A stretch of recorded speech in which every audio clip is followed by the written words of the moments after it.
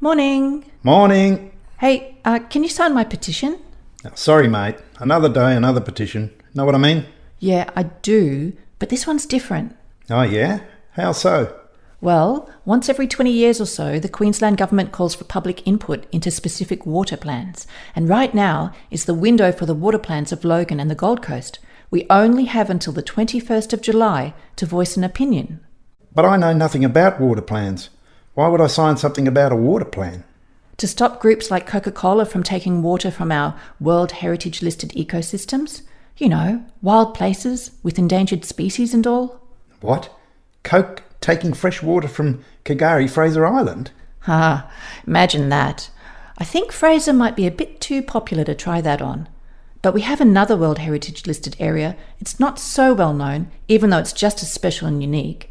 It should be abundant in fresh water, but that water is being trucked away every day for free, just to be sold back to us in plastic bottles, like this one, even during severe droughts, like 2019's Black Summer of bushfires. Geez, that's no good. Where is this place? It's a series of national parks known as the Gondwana rainforests. They include the Border Ranges National Park, Lamington National Park, Mount Barney and more, across Queensland and New South Wales. The parks affected by this water review are at Springbrook and Tamborine Mountain. Springbrook National Park is World Heritage listed. Tamborine National Park isn't, but it's still a Gondwana rainforest with endangered species and several international bird migration agreements. Are you saying that people can truck large amounts of fresh water away from national park? I thought national parks were protected.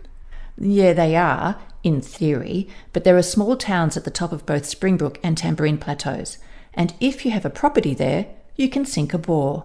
The thing is, those bores tap into aquifers that flow throughout the national parks around them. Those waters should be filling iconic waterfalls like Twin Falls, Natural Bridge, Purling Brook and Curtis Falls. They should be protecting the surrounding forest against the increased risk of fire due to climate change, so that the rainforest doesn't burn, like it did at Binnaburra in 2019. Those waters are central to the ecosystem, sustaining endemic and endangered animals like freshwater crayfish and frogs, as well as trees, such as the Antarctic beech trees that are over 2,000 years old. Right. Is it just Coca-Cola's never-fail company that's taking this water? No, there are more. Some water mining properties have even had, or still have, political connections to the government. Are you saying these guys have been taking water illegally? No, I'm not. And that's the problem. Even though the United Nations recently held a water summit to address the planet's freshwater crisis, it's still perfectly legal for commercial water miners to take groundwater for free and mostly unmonitored within national park aquifers. Free and unmonitored? Totally free. And most don't need to monitor how much they take.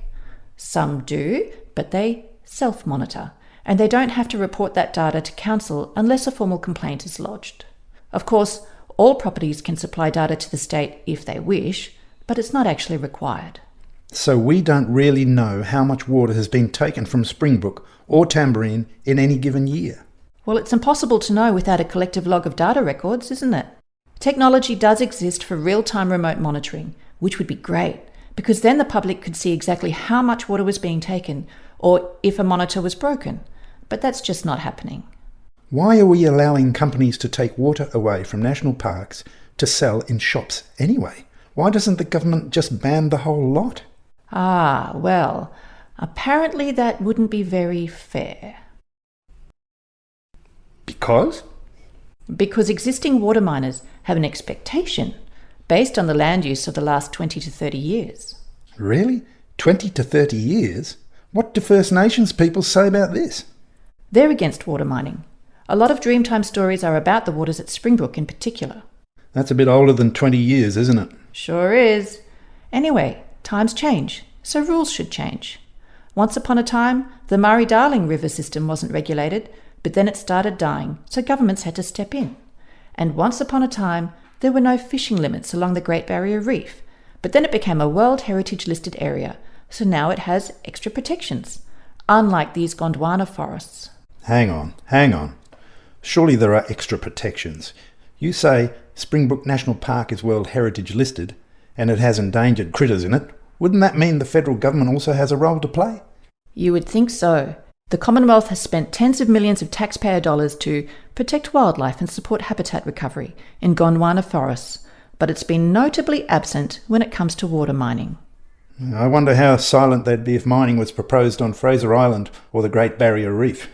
Governments seem to care more only when people know and care more. That's why we need you to sign this petition. We won't get another chance for another 20 years or so, and who knows what stress the forests will be under by then, with climate change. We ask for a permanent ban on future commercial water extraction and much stronger regulation of existing operators. Water extraction should not be self-monitored, nor free to take, especially during times of climate stress, like droughts. If this matters to you, please share this video and sign our petition.